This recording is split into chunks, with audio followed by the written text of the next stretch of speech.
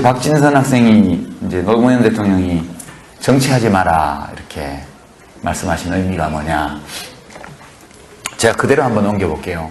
그러니까 이 이야기는 노무현 대통령이 서거하시기 약 열흘 전에, 열흘 전이 아니구나, 약 한 달 전, 한 4주 정도 전이네요. 그러니까 검찰 출두하시기 열흘 전에 제가 홈페이지에 올리신 글을 보고 놀래가지고 오지 말라 하는데 이제 무작정 봉화마을로 갔습니다.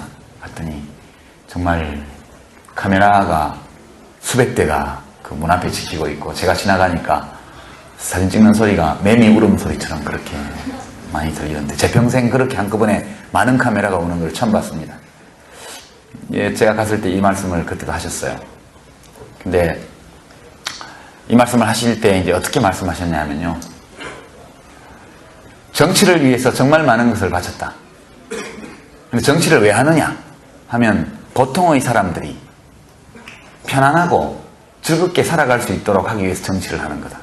근데 보통의 사람들이 편안하고 즐겁게 사는 거는 뭐냐, 애들 낳고 키우고 부모들 잘 모시고 아이들 잘 가르치고 자기 건강 유지하고 이웃과 좋은 관계 갖고 나가고, 다 그런, 여가 생기면 놀러도 가고 그런 거 아니냐는 거예요.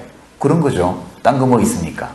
근데 보통의 사람들이 그런 평범하고 일상적인 행복을 누릴 수 있는 사회를 만들기 위해서 정치를 하는데, 정작 정치를 하는 사람은 그 정치를 하기 위해서 무엇을 바치느냐, 무엇을 바치느냐를 따지면 손가락이 부족해서 헤아릴 수가 없고, 무엇을 바치지 않았느냐 이렇게 따져보는 게 편한데, 그렇게 따져보면 5손가락으로도 손가락이 남는다, 그렇게 말씀하시죠. 그러니까 보통 사람들의 일상적인 평범한 행복을 위해서 정치를 하는데, 그것을 위해서 정치하는 사람에게서는 그 어떤 일상적 행복도 없는 것, 이것이 정치인 것 같다. 예, 그렇게 그 말씀하시면서 정치하지 말라고 하시더라고요, 저보고. 그리고 이제 아까 세상을 바꿨다고 생각해, 조금이라도 바꿨다고 생각했는데 돌아보니 물을 가르고 달린 것 같다. 돌아보니 모든 것이 원래대로 가 있더라, 이런 말씀도 하셨고, 진짜 세상을 바꾸는 것은 대통령이 할 수 있는 게 아닌 것 같다, 다른 어떤 일을 통해서 할 수 있는 게 아닌가 싶다, 그런 말씀도 주셨고요. 저한테는 개인적으로 사과농사 얘기를 하셨어요. 감농사. 진영은 단감을 많이 재배하는 것이기 때문에 과일 농사를 잘 지으려면 꽃도 따주고 뭐 다 합니다. 봄에 꽃이 너무 많으면 과일이 많이 달리니까요, 수분하면서 꽃을 따주고, 열매가 맺기고 나면 솎아주고, 뭐 가지를 받쳐주는 건 다 합니다. 사과, 복숭아 전부 다. 근데 그런 것도 중요하지만 가장 근본적인 것은 물이 잘 빠지게 하고 물이 잘 들게 하고, 그리고 거름을 잘 줘서 토양을 건강하게 만들고, 이렇게 해야 과일 농사가 잘 될 거다. 대통령은 물 주고 거름 주는 자리는 아닌 것 같다, 그런 것이죠. 그러니까 저보고 당신은 글도 잘 쓰고 강의도 잘 하니까 정치하지 말고 이렇게 대학생들하고 같이 강의도 하고 책도 써서 젊은 사람들하고 대화하고, 희망은 젊은 사람들 뿐이지 않냐. 그러니까 젊은이들과 대화 소통하면서 젊은이들을 일깨우고, 젊은이들을 참여시키고, 이런 일을 하려면 직접 정치를 하는 것보다는 지식인으로 활동하는 게 더 좋지 않겠냐, 이렇게 저한테 말씀하시더군요. 그래서 제가, 대통령님 그러면 그럼 정치는 뭐 못난 사람만 해야 됩니까? 뭐 이상한 사람만 정치해야 됩니까? 이랬더니, 아니 그건 아니고 이미 정치밖에 못할 사람들도 많잖아. 그런 사람들은 정치를 똑바로 해야 되고, 당신은 다른 것도 잘할 수 있으니까 다른 거 하면 되지. 그런, 정치를 근본적으로 부정하는 말씀은 아니고요, 이제 가까운 아끼는 사람들을 볼 때 당신 자신의 20년의 정치 역정을 돌아볼 때 너무 고통스러웠기 때문에 이제 그런 연민, 이런 것들이 많이 작용해서 그런 말씀하셨다고 저는 생각합니다. 정치 지망하는 대학생들은 이거 잘 알고 하셔야 돼요. 함부로 뛰어들었다가는 패가망신하는 경우가 부직 있습니다.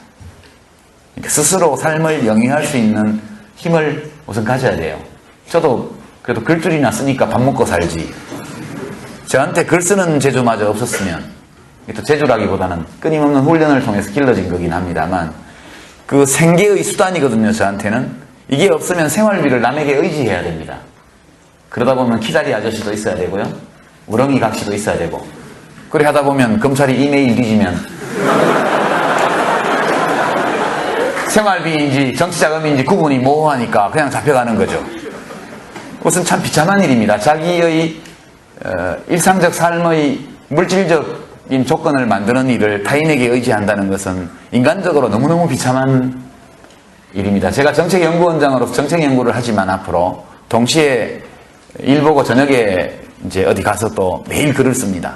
왜냐하면 1년에 한 권은 책을 내야 아이들 학교도 보내고 저도 먹고 살기 때문에 연구원은 당이 가난해서 봉급이 없으니까요. 이게 고통스럽습니다. 정치인의 일상은. 그래서 결코 밖에서 보는 것처럼 화려하고 그런 것은 아니다. 그래서 자기 자신이 우선 국가적으로 사회에 다른 사람에게 유용한 사람으로서의 역량을 가지고 있어야 되고 어떤 악조건 하에서도 자기 자신의 삶에 관해서는 스스로 책임질 수 있는 기반을 만든 후에야 정치를 해야지. 그렇지 않으면 건달됩니다. 건달. 여의도 건달. 보통 달건이라 그러는데 그 점을 말씀드리고 싶고요. 지금 답이 너무 길어져서 몇 분이나 할지 모르겠는데 항공우주학과의 이승섭 학생 질문은 이공계 출신들은요 좀 순박하신 것 같아요. 그러니까 세상을 잘 모르세요. 이 정치 바닥이라는 데가 얼마나 험한 데인지. 여기는 겉보기에는 명분으로 경쟁하고 정책으로 경쟁하는 것 같지만 동시에 바닥으로 내려가면 거기는 아주 치열한 권력 투쟁이 벌어지고 있는 이제 현장이거든요. 근데 되게 이제 엔지니어나 공학을 하신 분들은 너무 합리적이세요. 너무 합리적이시고 대체로 또 거짓말도 좀 잘 못하는 경향이 있고요. 인문학이나 정치학, 사회과학 한 분들보다 이공계 쪽 하신 분들이 훨씬 순박하세요. 제가 겪은 바로는. 그러다 보니까 이 험악한 업계에 들어오셔가지고 잘 성공하기 어려운 거죠. 왜냐하면 합리적으로 생각하면 있을 수 없는 일인데 그런 일이 일상적으로 벌어지는 것이죠.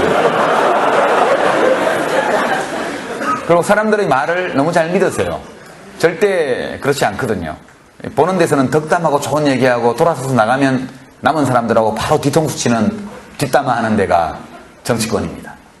그러니까 이런 권력을 둘러싼 투쟁이 벌어지고 이 갈등이 벌어지는 현장이기 때문에 자기의 어떤 엔지니어나 공학자로서의 어떤 전문 지식 기술과 아울러서 이 권력 쟁투를 감당해낼 수 있는 이 내면적인 역량과 꽤, 지혜, 그리고 그런 줄다리기를 감당해낼 수 있는 배짱 이런 것들이 다 있어야만 성공하거든요. 우리 이명박 대통령 전공은 뭐죠? 공학 아니에요? 건축학인가?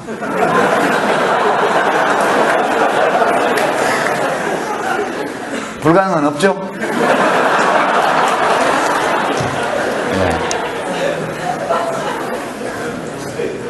대통령이 되는 거는 그것은 국민이 원해야 되죠. 누가 훌륭하다고 해서 꼭 대통령이 되는 것은 아니고 안 훌륭해도 얼마든지 대통령이 될 수 있고요. 아니 꼭 누구 얘기를 하는 건 아닙니다. 시대적 요구, 그 어떤 시점에서 국민들의 소망 이런 것들이 어떤 사람을 대통령으로 밀어 올리는 겁니다. 이 노무현 대통령도요 그렇게 인격적으로 너무너무 훌륭하고 완벽하시고 이래서 대통령이 되신 게 아니에요. 그 시기에 국민들이 소망하는 어떤 것, 그것과 노무현 대통령이 정치인으로서 가지고 있던 것 사이에 공명이 일어났기 때문에 짧은 기간에 지지율이 올라가고 우여곡절 거치면서 대통령이 되셨던 거고요. 우리 이명박 대통령도 2년 반 대통령 되시기 2년 전부터 이미 대통령이었잖아요. 지지율 1위. 그것은 국민의 소망이 만들어낸 겁니다. 다른 거 다 못해도 좋아. 걸레라도 괜찮아. 상만 잘 닦으면 돼. 그러니까 다른 거 다 못해도 돼. 경제 성장만 하면 돼. 경제 발전만 하면 돼. 그래서 그거 하나 바라보고 대통령으로 뽑았잖아요. 요새 한나라당 입장이 좀 바뀌었던데 한나라당 어느 의원님이 걸레로 식탁 닦으면 손님 오겠냐. 저도 어찌 보면은 방송을 통해서 정계 입문을 한 케이스라고 말할 수도 있습니다. 그러니까 국회의원 출마하기 약 1년 반, 1년 3개월 전까지 MBC 100분 토론 그때 진행을 했기 때문에 그게 이제 인지도에 상당한 도움을 받고 제가 출마를 했었습니다. 물론 이제 그 전에 2002년도에 대통령 선거 국면에서 제가 그때 이제 개혁당 당대표를 하면서 남의당 후보인 노무현 후보를 위해서 열심히 선거운동하는 그 과정에서 좀 알려진 것도 있었지만, 제가 처음 보궐선거 출마했을 때 첫 여론조사를 그때 두 달 전에 해보니까 인지도가 30%쯤 되더라고요. 유시민 알아요? 물어보면 네 알아요 이렇게 하는 사람이 13. 정치 신인으로서는 어마어마하게 높은 인지도를 가지고 정치를 시작을 했습니다. 이건 뭐 그냥 훌륭한 아나운서나 방송인들은, 저는 원래 방송인은 아니니까 계속 그 길을 가는 것도 저는 무척 좋다고 봐요. 그러니까 우리 손석희 교수 같은 분, 많은 분들이 국민참여당으로 영입하라고 저한테 압력을 넣었지만, 제가 밥은 얻어먹었어도 한 번도 우리 당으로 오라고 얘기를 못했습니다. 왜냐하면 그런 분은 또 방송인으로서 그렇게 있어주는 것이 여러모로 또 많은 국민에게 기쁨을 줄 수 있는 거라고 생각하고요. 그렇습니다. 당신 나름의 색깔이 있냐? 저야 저 색깔이 있죠. 노무현 대통령하고 많이 다르잖아요, 제가. 무슨 노무현 대통령은 대학을 못 나오셨죠? 저는 대한민국에서 제일 좋은 대학은 아니지만 제일 좋다는 대학을 나왔습니다. 제일 좋은 대학이 아니라는 것은 거의 확실해요. 그러나 제일 좋다고 하기는 또 좋다고 합니다. 그런 대학을 나왔죠. 노무현 대통령은 서울에서 학생운동을 하지 않았고 지방에서 노동운동과 인권운동을 하셨지만, 저는 서울에서 학생운동을 했잖아요. 저는 기득권층에 완전히 걸치고 있는 사람이고, 노무현 대통령은 자수성가해서 자기 힘으로 변호사가 됐지만 그걸로 자기 생을 살았던 분은 또 아닙니다. 철저하게 비주류의 삶을 살았던 분이고, 우리 대한민국에서 정말 1등만 기억하는 더러운 세상에서 1등 아니고도 한때 1등이 아니었지만 열심히 노력해서 정당하게 경쟁해서 1등이 될 수 있다, 이런 희망을, 가능성을 보여준 분 아니에요. 그분의 삶에는 감동이 진하게 있죠. 그렇지만 제 삶에는 그런 게 별로 없잖아요. 그것도 굉장히 큰 차이죠. 그리고 노무현 대통령은 이렇게 좀 깔보는 사람은 많았지만 미워하는 사람은 별로 많지 않았어요. 저는 사람들이 노무현이라는 정치인을 깔보는 거에 매우 화가 났었고, 그 당시에. 저는 미워하는 사람은 많지만 깔보는 사람은 별로 없어요. 많이 다르죠? 굉장히 많이 다릅니다. 그리고 저는 노무현 대통령의 참모였던 적도 없고, 개인 참모, 가신이었던 적도 없고, 저는 노무현 대통령이 대통령이 되기 전에는 자원봉사자였고, 대통령이 되신 후에는 1년 반 동안 내각에서 부하로 일을 했습니다. 한 번도 노무현 대통령이 개인 참모들이 모이는 자리에 저를 부르셨던 적이 단 한 번도 없습니다. 서로 간에 그렇게 묵시적으로 합의되어 있던 관계였었고요. 제가 일방적으로 노무현 대통령을 좋아해서 따랐던 케이스입니다. 제가 하도 좋아하니까 대통령도 자기 좋다는 사람 싫어할 일은 없으니까, 그래 니네 좋아해서 고맙다 이래서 가끔 불러서 일도 시켜주시고 그랬던 관계거든요. 근데 제가 지금 아까 장광현 학생 질문과 김경환 학생 질문을 전체적으로 다 묶어서 이렇게 얘기를 한다면 이런 말씀을 드릴 수 있습니다. 이제 제가 얼마 전에 한겨레 신문 나 그만 볼란다 그랬다가 욕 되게 먹었어요. 여러분 그 사건 아시죠? 한겨레 신문 직설란에 노무현 관장사 그만해라 이렇게 낸 걸 보고 제가 너무 화가 나서, 이게 트윗의 문제인데요, 그죠? 수다 떠는 거니까 옆에 앉은 사람한테 야 정말 개떡 같아, 한겨레신문 끊을까봐 이렇게 얘기하듯이, 제가 어디 지방 강연 갔다가 그 모텔에서 자면서 거기 인터넷 하다가 그 기사를 온에서 보고 너무 화가 나서 순간적으로 이성을 상실해서, 마침 그때 트윗도 같이 열어놓고 있었기 때문에 적었다가 진짜 혼났거든요. 정치하는 사람이 저렇게 현명치 못하죠. 그죠? 제가 항의한 것은 그 말을 제목으로 뽑아서 크게 쓴 한겨레 편집 담당자들의 무감각, 무신경 내지 살아계실 때 그만큼 함부로 대했으면 됐지, 돌아가시고 나서까지도 이렇게 함부로 대하냐, 이런 욱하는 심정, 이런 게 너무 들어서 그렇게 트윗에 글을 올렸다가 나중에 휴 다행이다, 친구하고 절연 안 해도 된다, 다시 한겨레 신문 본다는 얘기입니다. 사실 저희 집에 보는 거는 저희 집사람 이름으로 보고 있어서 제가 끊지도 못해요. 근데 그래서 어떤 친구가 그 직설을 했던 한홍구 씨가 저보고 뭐라 하더라고요. 사실 그런 게 아니었다. 그래서 제가 뭐라고 대답했냐면, 사석에서 있었던 일인데, 야, 나 좀 봐주라. 나는 지금 치료가 필요한 사람이잖아. 그리고 한겨레 신문에 전화해서 욕하고 신문 끊겠다고 욕한 사람들도 좀 봐주라. 그 사람들도 전부 나처럼 치료받아야 될 사람이잖아. 그러니까 어떤 소중한 어떤 대상을 갑자기 상실하고, 그리고 그에 대한 죄책감과 분노, 원망 이런 감정들이 아직 다 사라지지 않았고, 아직도 추도의 기간이 끝나지 않았고, 운명이다, 원망하지 마라 했지만 아직도 우리 마음속에 누구라고 꼭 집어서 말하기 어려운 그런 원망이 있는 것이 노무현 대통령을 진짜 좋아하는 사람들의 마음의 상태고, 이런 급작스러운 어떤 사랑하는 대상의 상실이라는 것은 그 사람의 마음속에 엄청난 병을 불러 옵니다.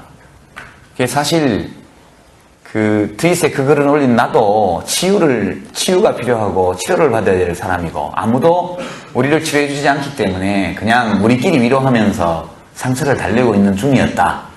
근데 그때 그런 얘기가 나오니까 나도 모르게 그렇게 했는데, 진짜 현명치 못하고 그랬다는 거 다 안다. 그렇게 신문의 칼럼으로 현명치 못하다고 꾸지람하고 혼장질 하지 않아도 우리 스스로 다 알고 있다. 실제 한겨레 신문 끊지도 않았다. 그러니까 정상이 아니죠. 저도 건강한 상태가 아닙니다, 마음이. 그래서 되도록 정치적으로 안 나오려고 한동안 집거를 했었고요. 그리고 이제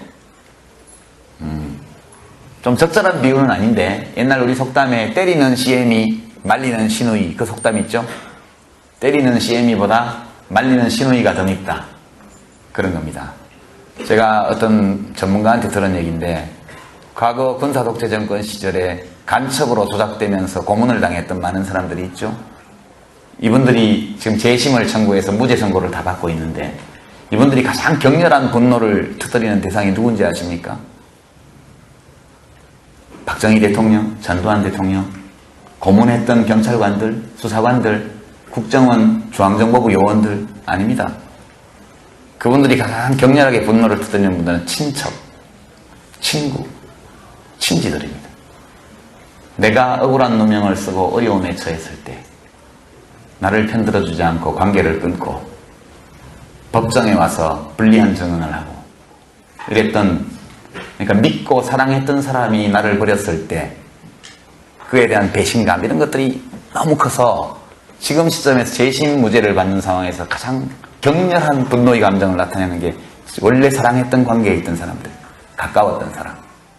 저는 우리 참여당이 노무현 대통령 정신 개선한다 이렇게 하니까 사람들이 막 비웃고 비아냥대고 꾸지람하고 그렇게 합니다. 그게 무슨 정당이냐? 알죠? 정당을 이렇게 하면 안 된다는 거. 왜 모르겠어요? 근데 그럼 결국 이 국민참여당까지 와서 정당 활동을 하고 있는 사람들의 원망이 어디를 향하고 있느냐? 물론 이명박 대통령을 향하고 있고 이인규 씨나 홍만표 씨를 향하고 있죠. 그 못지않게 강력한 원망이 한겨레 신문이나 경향신문이나 민주노동당이나 진보신당에 대해서도 있는 거죠. 근데 생각해보면 조작 간첩의 친척들도 다 피해자예요. 사촌이 간첩으로 몰렸기 때문에 끌려가서 얻어맞고 조사받고 직장에서 쫓겨나고 이사가고 다 피해자입니다. 근데 그분들은 지는 재심 판결이라도 받아서 보상이라도 받았지, 아무것도 없이 사촌이 간첩 혐의 쓰고 조작이긴 하지만 어쨌건 그렇게 되는 바람에 고통을 당한 우리는 뭐야? 이런 원망하는 마음이 또 있거든요. 혹시 아까 장광현 학생이 혹시 그런 생각하는지 모르겠어요. 노무현 때문에 진보 세력이 전체가 피해를 입었다, 그런 면이 있겠죠. 저는 있다고 생각합니다. 그러니까 노무현 대통령을 사랑했던 사람들, 사랑하는 사람들한테는 그 사람들에 대한 소위 자칭 진보 세력, 진보 언론, 진보 지식인에 대한 분노가 있습니다.